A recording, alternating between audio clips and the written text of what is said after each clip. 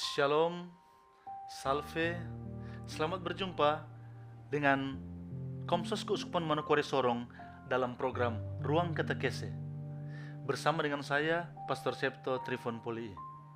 Para pemirsa, di mana saja Anda berada, Hari Raya Pentakosta merupakan salah satu hari raya penting dalam liturgi gereja. Tapi Pentakosta bukan sekedar perayaan liturgis, melainkan sungguh-sungguh merupakan saat di mana Roh Allah dicurahkan kepada para rasul, demikian juga kepada gereja, dan juga kepada kita semua. Pada kesempatan ini, saya mau mengajak untuk kita bersama-sama belajar bersama dan mendalami tentang Pentakosta itu, sebagaimana yang bisa kita baca, dengarkan dari teks Kisah Para Rasul bab 2, juga dari Injil-Injil, baik dalam Injil Lukas, Injil Matius, juga dalam Injil Yohanes bab 20. Nah, para pemirsa di mana saja Anda berada, kita tahu bersama secara liturgis, dalam perayaan liturgis pada setiap hari raya Pentakosta yang jatuh pada hari ke-50 setelah hari raya Paskah kebangkitan Tuhan, secara liturgis ada suatu bagian yang khusus di dalamnya, yaitu apa yang kita sebut sekuensia. Sekuensia merupakan nyanyian khusus yang hanya ada pada hari-hari tertentu dalam gereja. Salah satu di antaranya adalah pada hari raya Pentakosta. Pedoman umum Misale Romawi nomor 64 mengatakan demikian. Sekuensia dilakukan sebelum Haleluya. Madah ini fakultatif, kecuali pada hari Minggu Paskah dan Pentakosta. Dalam bahasa Inggris disebut the sequence, which is optional except on Easter Sunday and on Pentecost Day, is sung before the Alleluia. Maka setiap kali sebelum Alleluia, bait pengantar Injil, dinyanyikanlah madah sekuensia ini. Ini bisa didapat pada buku nyanyian, Mazmur Tanggapan, dan Haleluya, baik pada edisi lama juga pada edisi baru. Ada teks dalam bahasa Latin, juga ada dalam bahasa Indonesia.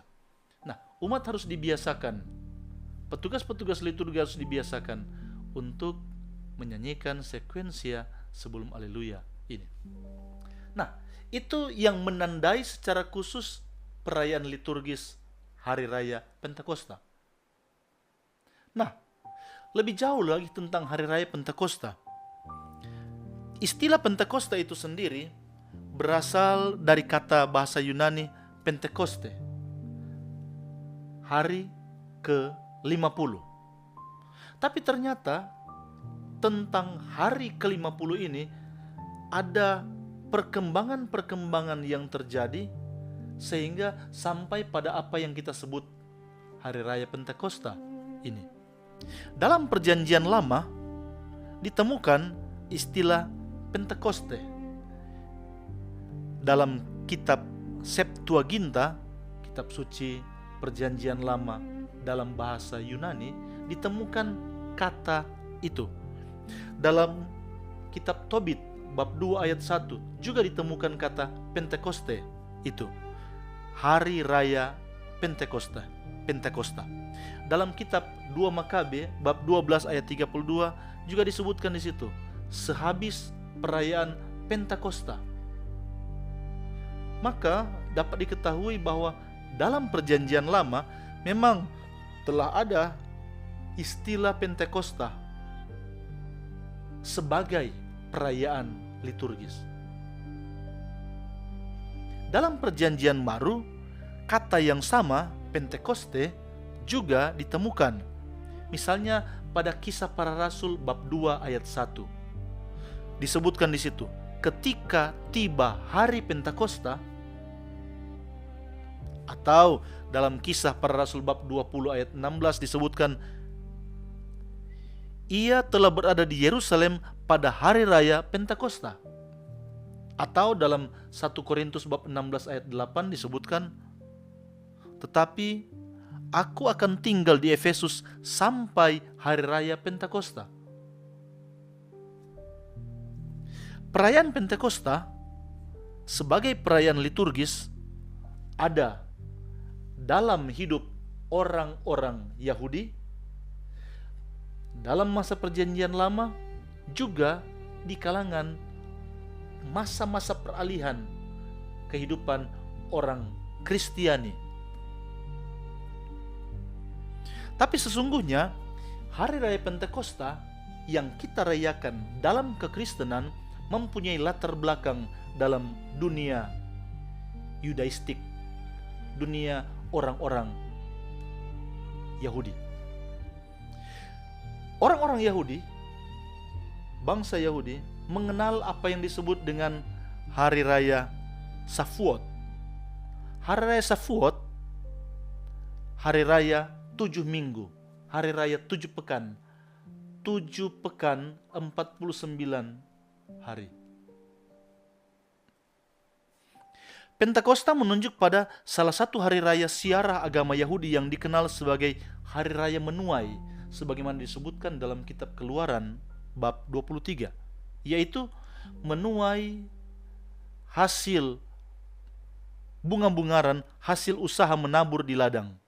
Inilah hari raya 7 minggu, sebagaimana disebut dalam kitab Keluaran bab 34 ayat 22. Inilah yang disebut dengan Shavuot. Kita bisa menemukan bahwa hari raya Shavuot, hari raya 7 minggu ini dapat ditemukan dalam kitab Imamat 23 misalnya, dengan menyebut bahwa hari raya 7 minggu harus dirayakan pada hari ke-50 sesudah perayaan membawa berkas persembahan unjukan, yaitu seberkas hasil panen.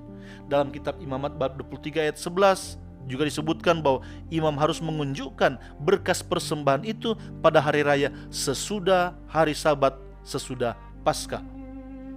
Dan dalam Kisah Para Rasul bab 2 ayat 1-4 misalnya disebutkan bahwa Roh Kudus turun atas para rasul ketika mereka berkumpul di Yerusalem pada hari raya Pentakosta.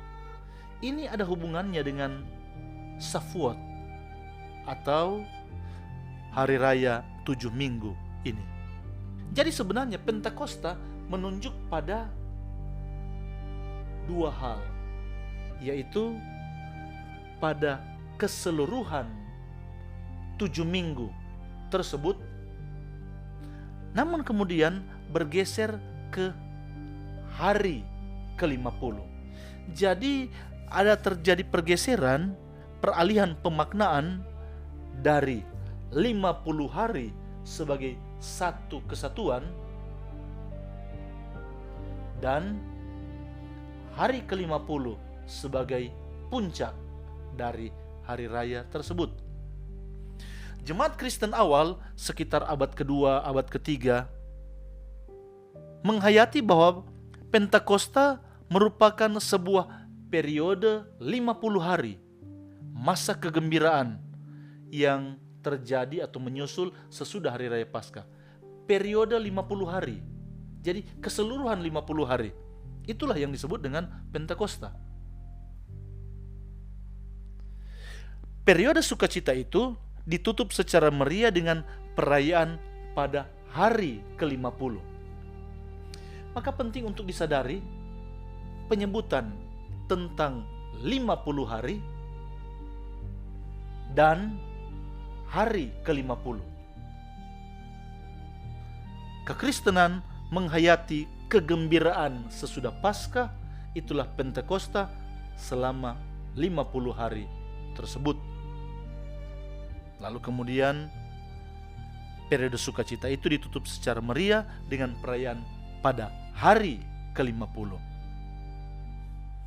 Santo Tertullinus pada abad ketiga mengajarkan lewat tulisan-tulisannya dengan menyebutkan Pentakosta sebagai Letissimum Spatium. Letissimum Spatium itu menunjuk pada periode waktu yang sangat menggembirakan. Periode waktu, rangkaian panjang dari waktu yang menggembirakan.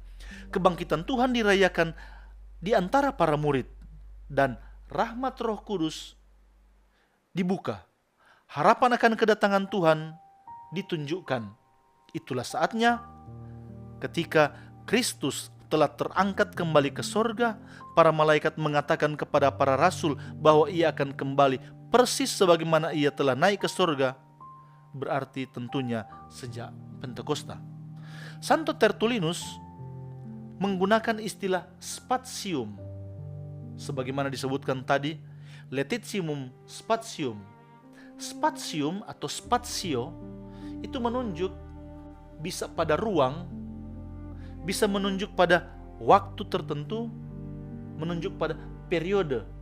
Dalam hal ini, periode untuk 50 hari. Itu berarti Tertullinus yang hidup pada abad ketiga tersebut tidak berpikir tentang sebuah hari tertentu, melainkan sebuah periode waktu yang diperluas. Tulisan lain juga dapat ditemukan pada Santo Athanasius yang hidup pada abad keempat. Mereka ini adalah bapak-bapak gereja. Santo Athanasius yang hidup pada abad keempat merayakan setiap tahun apa yang disebut hari-hari Pentakosta Kudus. Hari-hari Pentakosta Kudus.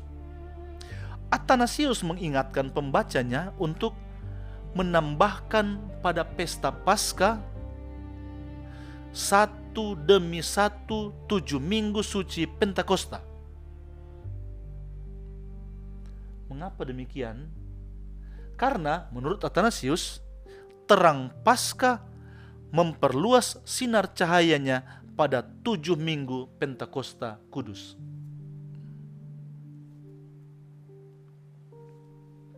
Santo Basilius yang hidup pada abad keempat, persisnya pada tahun 375, dia juga salah satu dari bapak-bapak gereja, masih berbicara tentang, dia memakai istilah kata semua Pentakosta atau 7 minggu Pentakosta Kudus. Jadi pada bapak-bapak gereja pada abad kedua, abad ketiga, abad keempat, Pentakosta dipahami sebagai satu periode waktu yang mencakup 7 minggu. Dalam hal ini Santo Basilius menyebutnya 7 minggu Pentakosta Kudus. Memang dalam teks Vulgata atau teks kitab suci yang diterjemahkan oleh Santo Hieronymus dari bahasa Yunani ke bahasa Latin, kita dapat menemukan misalnya dalam Kisah Para Rasul bab 2 ayat 1. Dia menyebutkan di situ dengan memakai kata-kata et cum complerentur dies Pentecostes. Kata yang dipakai kalau dalam bahasa Indonesianya, dan ketika hari-hari Pentakosta telah tiba. Kata itu jamak. Hari-hari Pentakosta, hari-hari Pentakosta dipakai kata dies Pentecostes. Ketika hari-hari Pentakosta itu tiba, dipakai kata yang jamak. Meskipun dalam teks Yunani dipakai kata yang tunggal, hari Pentakosta. Mengapa demikian? Kita bisa tahu bahwa manuskrip itu bukan cuma satu. Manuskrip bukan manuskrip tunggal, tetapi pelbagai manuskrip. Ada banyak sumber yang dipakai. Dan yang kedua, pengaruh dari interpretasi linguistik. Oleh sebab itu, maka dalam teks Vulgata kita menemukan kata-kata dies Pentecostes, artinya hari-hari Pentakosta.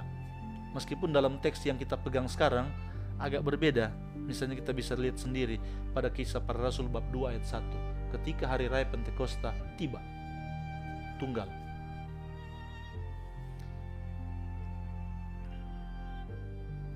Maka dalam kitab Vulgata itu teks kitab suci dalam Kisah Para Rasul, teks kitab suci berbahasa Latin terjemahan dari Santo Hieronymus, khusus pada Kisah Para Rasul bab 2 ayat 1 memang disebutkan di situ bahwa hari-hari Pentakosta atau Dies Pentecostes itu menunjuk pada periode 50 hari.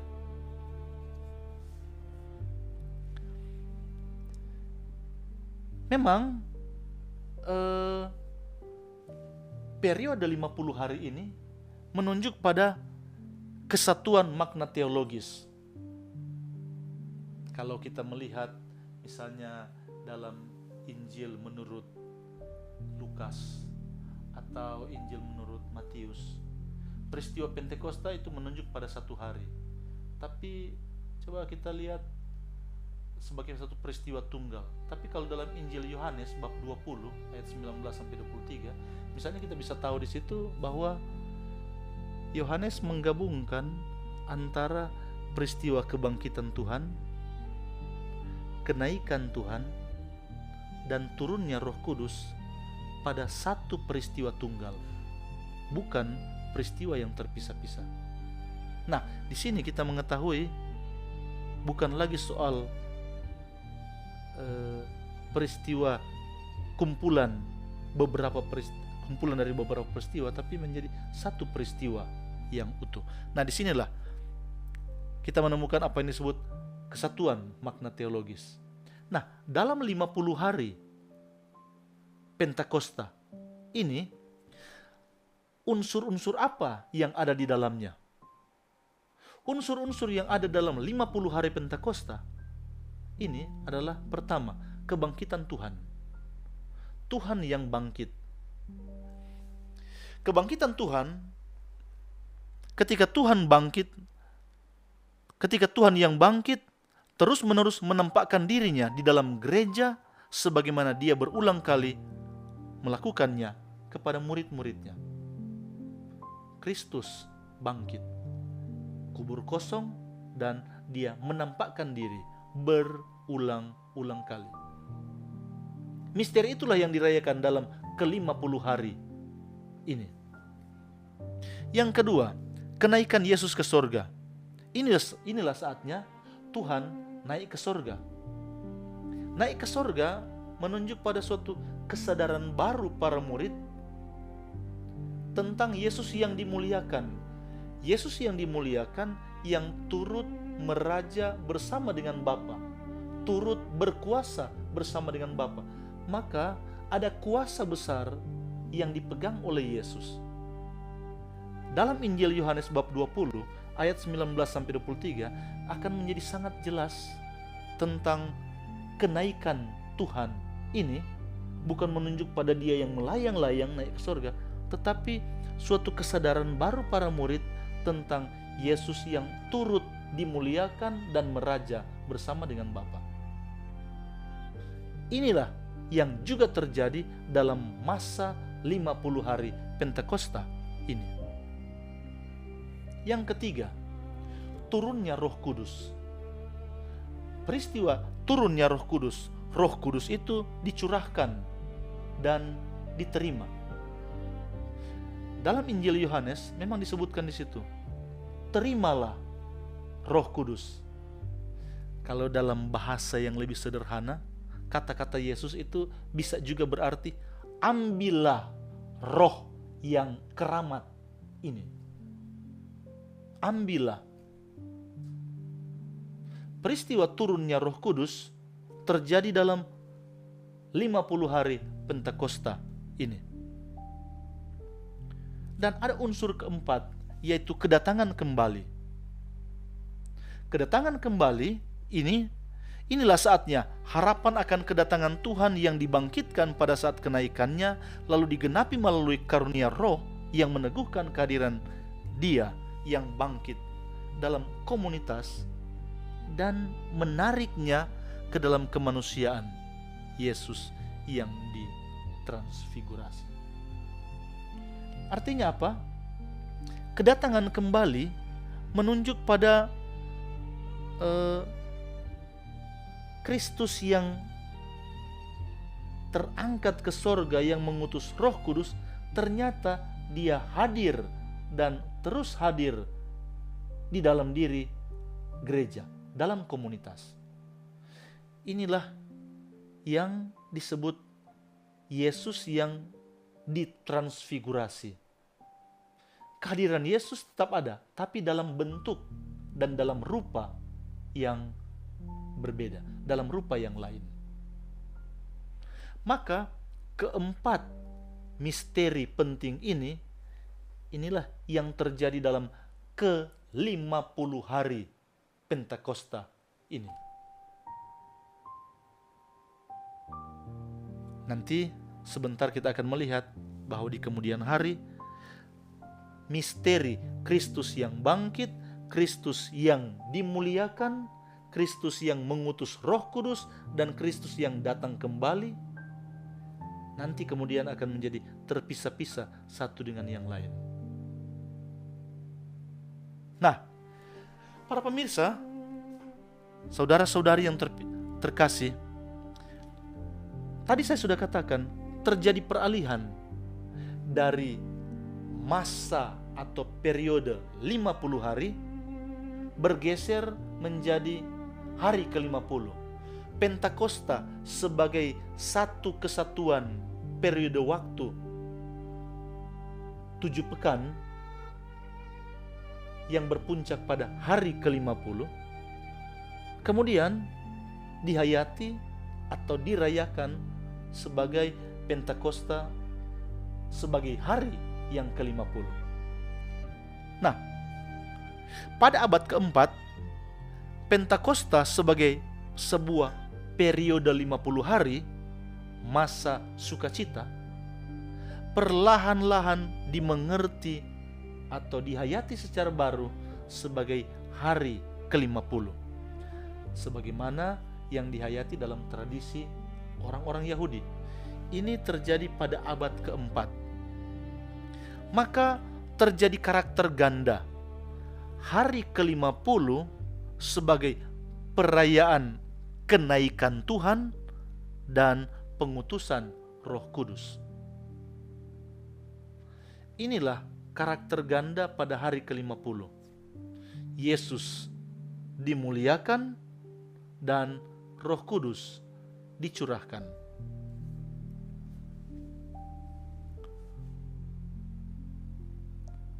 Kita bisa melihat 1-2 jejak yang sedikit menerangkan tentang peralihan itu.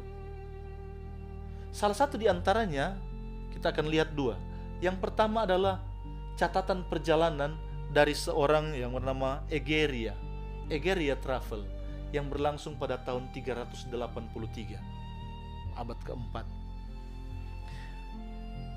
Tentang hari ke-50 sesudah Paskah, dia menulis demikian. Pada pagi hari, orang-orang berkumpul seperti biasanya di gereja agung, Martirum, dan mendengarkan khotbah-khotbah dari para imam dan kemudian uskup. Dan kurban dibuat sebagaimana biasanya pada hari Minggu, kecuali jika pembubaran di Martirium dibuat lebih awal, dilaksanakan sesudah jam 9. Dan segera sesudah pembubaran di Martirum, semua orang masing-masing mengantar uskup dengan nyanyian ke Sion, di mana mereka tiba pada waktunya untuk jam 9. Nah, ketika mereka tiba, mereka membacakan sebuah bacaan dari perikop yang diambil dari Kisah Para Rasul tentang turunnya Roh Kudus, dan bagaimana semua bahasa yang diucapkan dimengerti.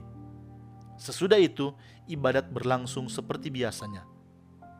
Demikian salah satu kutipan dalam Egerias Travels, catatan perjalanan Egeria pada halaman 159-160. Masih dilanjutkan tentang hari ke-50 sesudah Paskah. Seluruh umat kembali ke rumah untuk beristirahat. Segera sesudah mereka makan, mereka naik ke Eleona, Bukit Zaitun. Masing-masing berjalan dengan langkahnya sendiri, sampai tidak ada lagi orang Kristen yang tertinggal di kota. Sekali mereka mendaki Eleona, Bukit Zaitun, mereka menuju ke Imbomon, tempat di mana Tuhan terangkat ke sorga. Di sana, uskup mengambil tempat duduk dan juga para imam dan seluruh umat.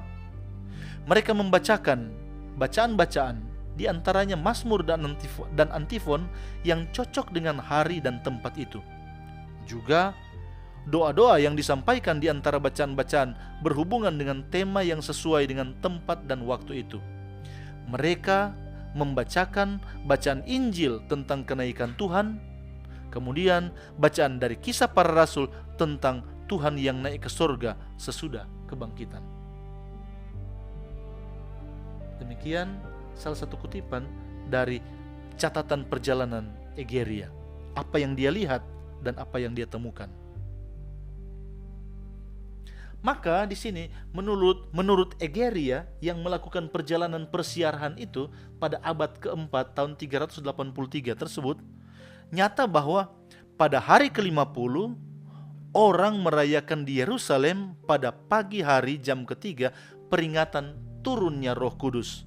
Lalu pada sore hari orang berarak menuju ke gereja kenaikan, gereja di mana Yesus terangkat naik ke surga. Dan di sana orang membacakan kisah tentang kenaikan Yesus ke surga. Maka jemaat Kristen di Yerusalem merayakan hari ke-50 sesudah Paskah dengan dua tema penting, yaitu pertama, turunnya Roh Kudus, dan kedua, kenaikan Yesus ke surga.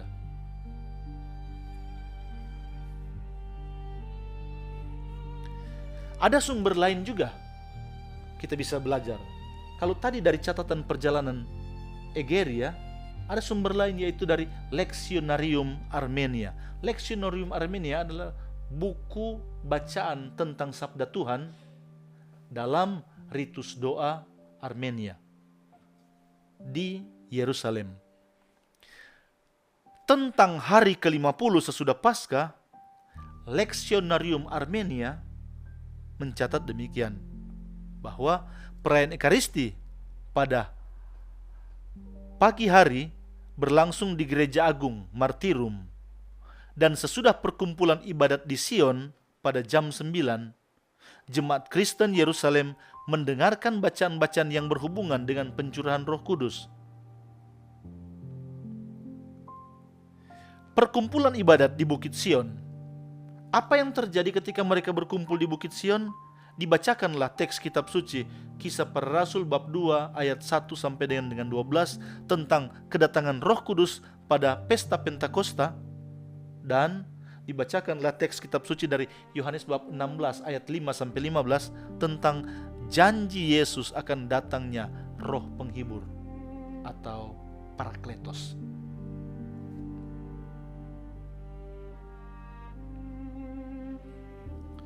Bacaan dengan tema kenaikan Tuhan sudah dihapus dari ibadat sore di Bukit Zaitun.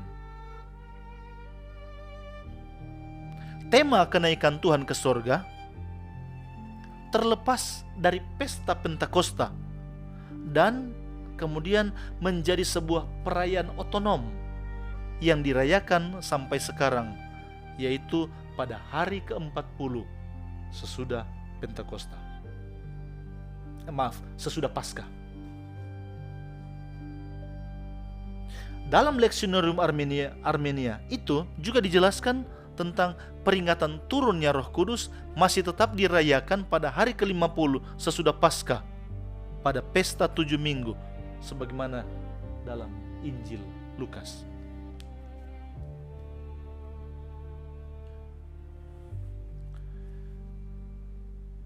Para pemirsa di mana saja Anda berada, memang rasa-rasanya ini mungkin terasa teknis, tetapi penting untuk kita ketahui bersama tentang sejarah perayaan Pentakosta yang kita rayakan sekarang ini. Nah, Kalau menurut catatan Egeria ternyata dua misteri ini dirayakan sekaligus pada hari ke-50, yaitu kenaikan Tuhan dan turunnya Roh Kudus, sebagaimana dalam catatan Egeria tahun 383, dan kemudian dalam Lectionarium Armenia disebutkan bahwa ternyata itu menjadi dua perayaan yang berbeda. Perayaan kenaikan Tuhan dirayakan pada hari ke-40 setelah Paskah, dan hari raya Pentakosta tetap dirayakan pada hari ke-50 sesudah Paskah. Mengapa terjadi perubahan itu? Salah satu yang menjadi alasan adalah bahwa pada tahun 381 berlangsung apa yang disebut Konsili Konstantinopel pertama. Salah satu hasil dari Konsili Konstantinopel pertama adalah dibaharuinya kredo atau syahadat iman. Maka kita mengenal syahadat Nisea Konstantinopel. Syahadat yang dilakukan, yang dibuat di kota Nisea, dirumuskan dalam konsili di Nisea, yang kemudian disempurnakan pada konsili di Konstantinopel.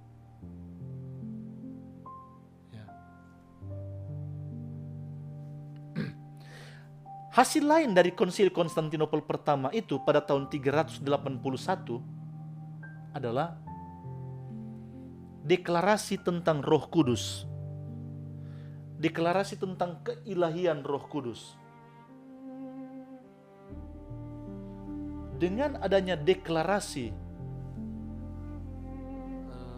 tentang keilahian Roh Kudus, sebenarnya keilahian Roh Kudus itu sudah lama ada, sudah sejak sononya ada, tetapi dirumuskan dalam rumusan pengakuan iman sehingga menjadi lebih eksplisit, nyata dan jelas. Sejak saat itu, tahun 381 itu, istilah Pentakosta dibatasi pada hari ke-50 dan dimengerti sebagai perayaan turunnya Roh Kudus. Dan bacaan yang menjadi acuan untuk hal ini adalah Kisah Para Rasul bab 2. Peristiwa turunnya Roh Kudus dipandang sebagai kepenuhan sekaligus juga penutup dari Pentakosta.